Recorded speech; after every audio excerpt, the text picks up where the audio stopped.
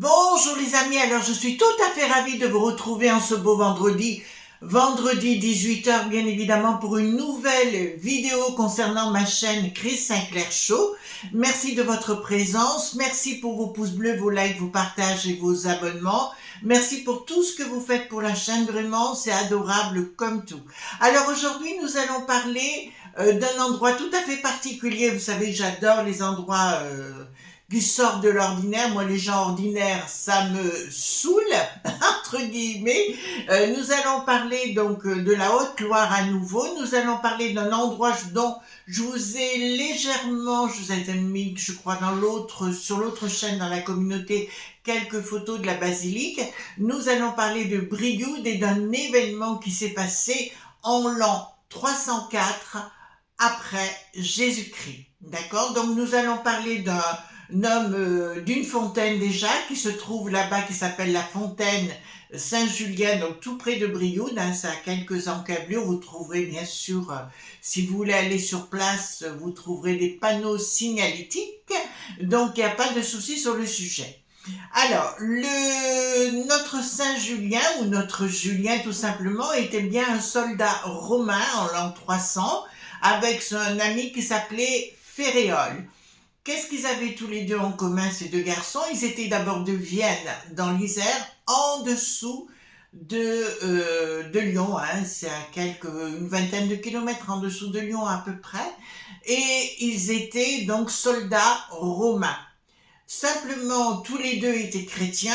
Féréole était plus dans le silence, alors que notre Julien était un grand exalté. Bien évidemment, il avait besoin de dire, de vivre sa foi enfin, d'une façon prodigieuse et magistrale. Simplement, depuis l'empereur Caligula, qui avait quand même massacré beaucoup de chrétiens, dans l'an 300, ce n'était pas encore vraiment en odeur de sainteté, si vous voulez, d'être chrétien. C'est le cas de le dire, voyez-vous, c'est une autre façon de voir les choses. Donc, l'Empire de Rome avait décidé d'exterminer tous les chrétiens, même les soldats. Donc, Féréole, qui était dans le silence dans un premier temps, avait dit à Julien, tais-toi, parce que on va avoir de sérieux problèmes. Mais notre Julien, ayant une grande boîte à fromage, prit la décision de s'en aller parce qu'il a été poursuivi par d'autres soldats qui n'étaient pas chrétiens. D'accord? On voulait en faire un martyr par la suite. Il s'est enfui du côté de Brioude. D'accord. Il faut bien savoir que Brioude est très particulier. Ça vient pour origine du mot celtique brivas ou brive, qui désignait un pont ou un passage de rivière. Je rappelle que sur le lieu, mais vous le comprendrez après, il y avait énormément de druides, de celtes sur place qui utilisaient l'ancienne religion. Alors l'ancien peuple celte, ça s'appelait les Arvenis. D'accord? Ils se sont installés sur un territoire compris entre Moulins et Brioude à peu près. Et en 304, donc Saint-Julien est arrivé parce qu'il cherchait refuge à Brivat. Arrivé donc de Vienne, bien sûr, de sa ville natale, ce soldat romain voulut rejoindre, si vous voulez, il voulait vraiment se planquer parce qu'il était vraiment poursuivi. Et puis à un moment donné, il a dit, bon, il faut que je me rende auprès des soldats et compagnie, donc tout près de Brioude. Et les soldats l'ont accueilli et décapité sur place. Tout proche, il y avait comment on appelle ça?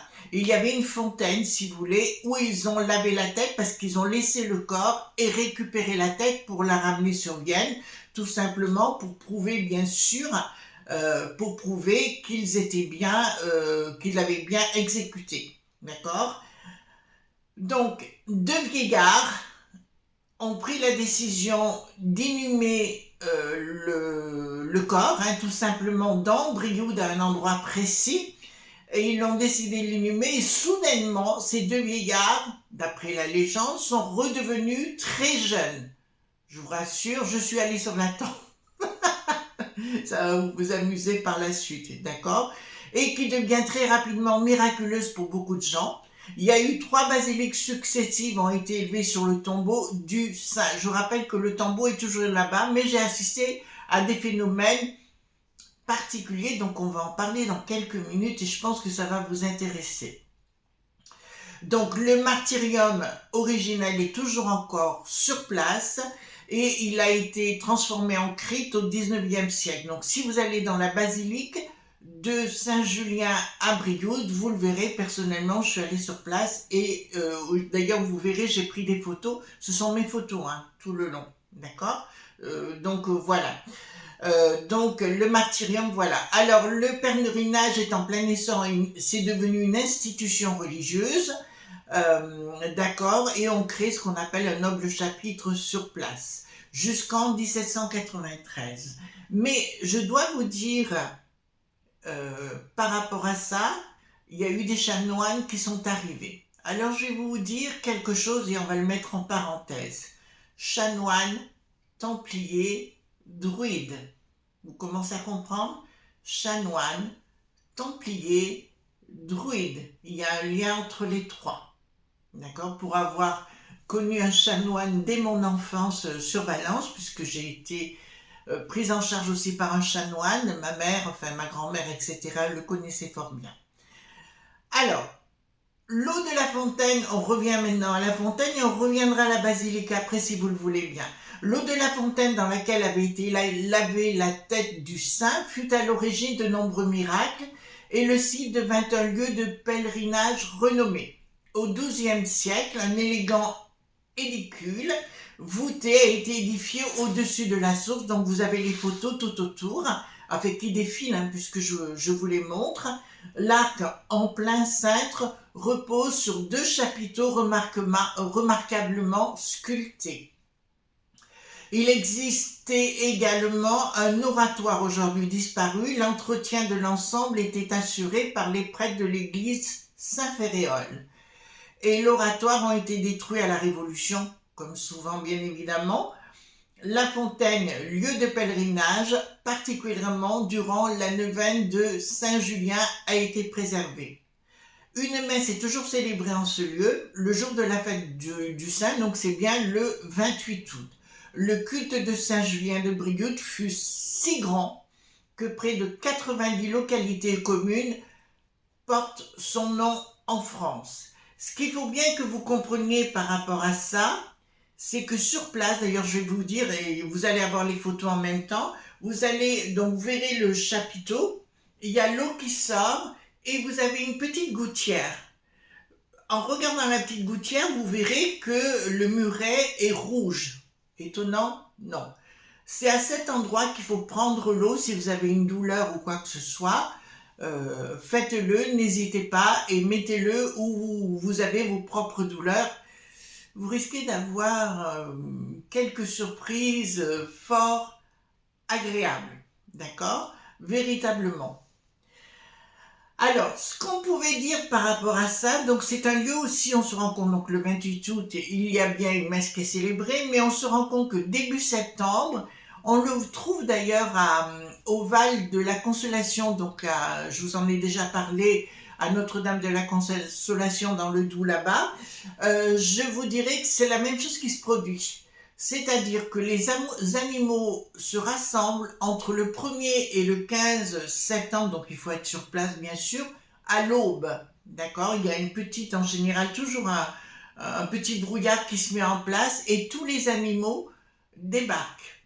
Et bien souvent, vous allez vous rendre compte qu'un cerf apparaît. D'accord? Cerf, c'est le Cernunnos. Hein? Voilà. C'est le dieu cornu qu'on appelle, c'est celui qui dirige la terre, les montagnes et tout ce qui recouvre, etc. Je ne vais pas vous faire une incantation, ça fait partie des incantations que l'on a. Alors, qu'est-ce qui se passe dans cette... on retourne à la basilique et vous allez voir, ils ont ressorti d'ailleurs des anciennes peintures médiévales hein, qui étaient là. C'est absolument prodigieux, vous avez les photos en même temps. Quand nous sommes arrivés donc dans avec Anne Cuéllar, puisque vous connaissez notre amie, c'est son anniv, hein, aujourd'hui je vous le dis quand même. Quand on est arrivé dans l'église, j'ai été happée. D'abord l'extérieur est templier. l'église est enfin, la basilique, pardon, est templière. Vous avez un clocher octogonal, d'accord? Vous avez une tour octogonale, un clocher en carré autant que je me rappelle, et tout est templière. Chanoine, templier, tout est templier, pardon, pas templière. Tout est templier. Donc chanoine, druide, templier. Vous commencez à comprendre, les trois sont mélangés. Si vous connaissez la symbolique, je vous ai parlé d'un livre sur les symboliques, le dictionnaire des symboles. N'hésitez pas à lâcher, comme ça vous comprendrez mieux ce que je suis en train de vous expliquer. À l'intérieur même, il se passe quelque chose de vraiment incroyable. Toute l'histoire, vous avez l'impression de recevoir toute l'histoire sacrée du passé et du lieu. D'ailleurs, la basilique, elle est construite sur une ancienne voie romaine. Elle date du XIIe pour la basilique, mais avant, il y a eu d'autres monuments, bien évidemment, qui ont précédé, puisque le culte de Saint-Julien était né juste au moment donné où les deux vieillards qui l'avaient inhumé, le corps, et ils ont retrouvé la tête d'ailleurs à Vienne, d'ailleurs 300 ans plus tard, et ils ont tout mis là-bas. Aujourd'hui, quand vous rentrez, vous avez une crypte qui est en dessous, mais on peut y accéder très très facilement, et vous allez voir les ossements de Saint-Julien. C'est juste magique, d'accord? Il s'est passé des événements, nous étions avec une amie sur place, et cette amie a été transformée, transcendée. Elle est sortie de là complètement différente, avec beaucoup plus de positivité. Enfin, moi, personnellement, il y a plein de choses qui se passent aussi. Notre amie Anne Cuellar également. Donc, c'est une église qui a quelque chose, une énergie divine, à mon sens. D'accord? Donc, quand vous regardez toutes les peintures, donc on regardait toutes les peintures, c'était magnifique. Et il y avait un balcon sur plan. Elle est bien dirigée, hein, ouest-est, il n'y a aucun problème sur le sujet. Donc, c'était bien des gens qui étaient dans les connaissances primitives, hein, d'accord? Donc, les druides, vous commencez à comprendre. Les celtes, vous commencez à comprendre. Pour moi, tout est lié, hein, il n'y a rien de... Voilà. D'ailleurs, on pourra, dans le temps, pourquoi pas, rediscuter du roi Childéric III, mais le roi mérovingien, pardon. Hein, Childéric III, son fils Thierry, et un certain Childéric IV dont plus personne ne parle. On a essayé de l'enlever de tous les bouquins, de toute l'histoire de France, parce que, donc voilà, on a voulu supprimer les rois mérovingiens, mais je vous rappelle que les rois mérovingiens, soi-disant, alors, reste à prouver que c'était les descendants de Jésus, bien évidemment, mais je vous dirais... Enfin, je vais dans ce sens à titre personnel, et le roi Childéric, enfin tous les rois mérovingiens avaient une faculté, c'était de pouvoir guérir, ils étaient pris par un pouvoir divin, où ils pouvaient guérir les gens, ils avaient énormément de facultés. Mais il a fallu bien évidemment enlever tout ça. D'ailleurs, c'est pas étonnant, si l'histoire de France par la suite, ça a été une succession comment vous dirais-je, de bêtises les unes derrière les autres, parce que les gens c'était des simples humains qui croyaient qu'ils pouvaient dominer la France. Voilà. Bon, on va pas rentrer sur le sujet jusqu'à notre bricaton qui se prend pour Dieu, voilà. Et lui, il ferait bien dans le Muppet Show d'ailleurs. Bon, en fait, ceci dit, nous revenons à nos moutons, d'accord? Donc pour moi, il y a vraiment une corrélation entre les Templiers, les rois mérovingiens, l'abbé Saunière, d'ailleurs, on pourra reparler de Rennes-le-Château, mais aussi de Bugarache et tous ces endroits-là. On pourra en rediscuter sur le sujet. Donc, nous étions dans l'église avec mes amis, je reprends où j'en étais, et soudainement, il y avait un monsieur qui était complètement en haut, avec des dames, en train de faire visiter, j'imagine, et il m'a interpellé, il m'a dit « Est-ce que ça vous dit de monter ?» Alors avec mes deux amis, avec Anne Cuellar et mon ami, je lui ai dit mais bien sûr, donc on est monté, ce qui fait que j'ai pu prendre toutes les photos que vous voyez, qui ont défilé ou qui défilent en ce moment. Toutes les photos ont été prises donc, par mon téléphone portable, hein, tout simplement, tellement j'étais subjuguée par la beauté du lieu. En fait, dans cette basilique, il y avait tous les symboliques des Templiers. Vous comprenez ce que je suis en train de vous dire? C'était juste magnifique. En plus, il a commencé à nous discuter, il nous a parlé des chanoines, vous parlez que ça m'a tout de suite interpellé. Je lui ai posé beaucoup de questions sur la basilique en question, et d'un seul coup, tout était merveilleux. D'accord? Mon autre ami Anne Quellar et moi-même, donc je tairai son nom par courtoisie parce que je n'aime pas donner les noms, donc nous sommes sortis de là, nous sommes partis à la fontaine, c'était juste magnifique. Tout le monde a mis un petit peu de cette eau, moi c'était au niveau ici, vous voyez, au niveau du bus, et il s'est passé quelque chose chez notre amie depuis. Elle a une vie de ouf. Donc je ne vais pas vous raconter sa vie privée, mais aujourd'hui, elle a une vie qui est transformée. Elle voulait un appartement, elle l'a eu. Elle voulait rencontrer quelqu'un, elle l'a eu. Vous voyez ce que je veux dire? Et une vie où elle est heureuse aujourd'hui. Donc, les amis, je vous recommande, si vous voulez changer, transformer dans votre vie. Alors, il y a d'autres lieux en France, hein, c'est pas les seuls, mais là, ça a été une véritable découverte, tellement découverte que mon mari et moi-même, nous irons donc au printemps. Là-bas, il y a un petit hôtel voilà, hyper sympathique à côté de notre amie Anne. Et nous irons sur les lieux parce que c'est vraiment très impressionnant. Je voudrais vous spécifier quelque chose, les amis, qui est très important. Depuis les rois mérovingiens, toute la connaissance du passé a été cassée, c'est le cas de le dire. Hein. Voilà, c'est à partir de ce moment-là que les Celtes, enfin l'ancienne religion, le paganisme, hein, ce qu'on appelle, le côté païen, c'est païen est une religion à la base, hein, on est bien clair sur le sujet, tout a été mis à mal. Vous comprenez ce que je suis en train de vous dire? Voilà les amis. Voilà, donc c'est pour ça qu'il faut revenir à la connaissance première et aller dans des endroits chargés en énergie. J'ai vu un monsieur, alors j'ai reçu un lien, donc je ne suis pas encore allée voir, où on parle de vibration dans la guérison. Et là, je vais à 100%, je suis entièrement d'accord sur le sujet. C'est comme la musique, je vous en parle souvent, etc. Si vous commencez à chanter, à danser, à vibrer au plus profond de vous-même et de vous recentrer, c'est comme je dis, la magie, c'est la tête, les pieds sur la terre et la tête dans les étoiles, c'est ça, se recentrer, dans des lieux tout à fait extraordinaires. Donc si vous venez dans la Haute-Loire, n'hésitez pas à aller à Brioude voir cette basilique qui est juste exceptionnelle. D'accord? Vous ne serez pas du tout déçus du voyage. D'accord?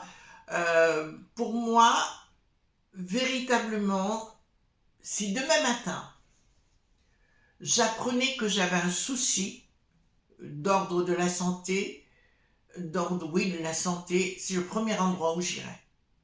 Vous comprenez ce que je suis en train de vous dire? Voilà. Alors j'espère qu'au moins une personne écoutera ce que je dis parce que je sais que j'ai raison sur le sujet. Voilà les amis ce qu'on pouvait dire sur le culte de Saint-Julien de Brioude. D'accord? Allez-y.